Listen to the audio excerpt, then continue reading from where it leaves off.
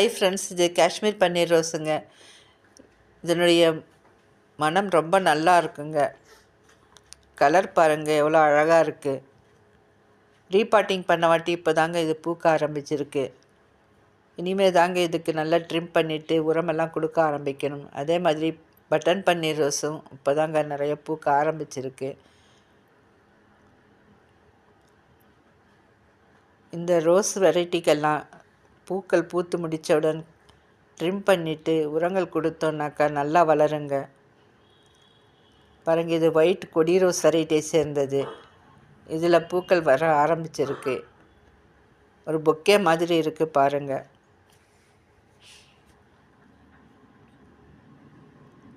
இதுக்கு முன்னாடி 2-3 பூ தான் வந்துட்டு இருந்தது. இப்போ நிறைய பூக்கள் வர ஆரம்பிச்சிருக்கு. மார்னிங் க்ளோரி செடியில் ஒரு 3 பூக்கள் வந்துடுதுங்க. நல்ல அழகு கலருங்க இது.